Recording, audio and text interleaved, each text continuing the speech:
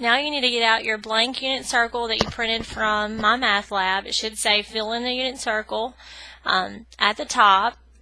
We have already talked about dividing a circle into equal portions. We talked about in section 4.1. Okay, so what I'm going to look at first is just this first quadrant here. Okay, I know that this is 0 degrees. It's also 0 radians.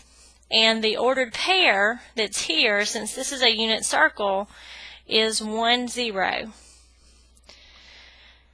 Okay, then the first, if you could imagine just not looking at this middle line, okay, but let's just look from here to here to here. This is 90 degrees total, so if it's divided into 3 equal parts, I know that this is 30 degrees, then 60 degrees, and then 90 degrees. Okay?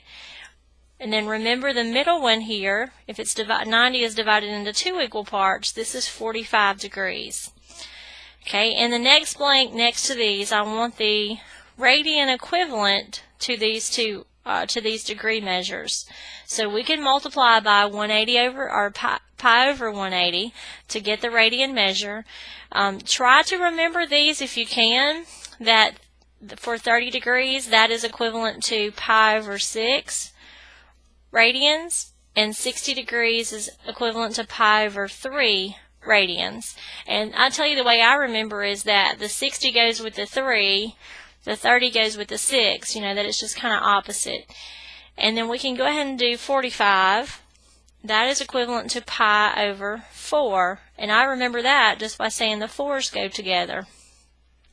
And then 90 degrees is equivalent to pi over 2. Okay, so now the portion that we need to fill out is these ordered pairs, these points here. Okay, remember that we defined the trig functions to say that the measure of this angle in radians is equivalent to the x or y values of our points here. Like, for example, the sine of this angle would be equivalent to the y value of this point. The cosine of this angle would be equivalent to the x value of this point. Okay, so what we're going to do is use the right triangles that I constructed earlier to find out, well, what are the values of those points? Okay, if I take my 30, 60, 90, and it looks like I've written on the wrong side, we'll change it over. If I said that the length of the hypotenuse, okay, if you can see that here, this is my hypotenuse, its length is 1 because it's the radius of this circle. So if my hypotenuse is 1, my short side is half of that, so that would be 1/2, and the long side would be 1/2 times the square root of 3, or the square root of 3 over 2. Okay, so this is for my 30, 60, 90. So now I can look at this and tell what the coordinates of those points are. The x value is going to be the length of this long side. The y value is going to be the length of this short side, because if I travel this distance to the right, then up, I'm going to be at this point. So my x value would be the square root of 3 over 2, y value would be 1/2. And then I can do the same thing with my 60 degree angle that's here to find the coordinates of this point. But I'm just going to need to flip my triangle around to make it fit. Again, match up the hypotenuse with the radius, so that's 1. So now, what is my x value of this point? It's going to be the short leg. So it's going to be 1/2, and the y value would be the long leg, square root of 3 over 2. And this will always be the case on the unit circle. The coordinates of the point at pi over 6 will always be square root of 3 over 2, 1/2. At pi over 3, it's always going to be 1/2, square root of 3 over 2.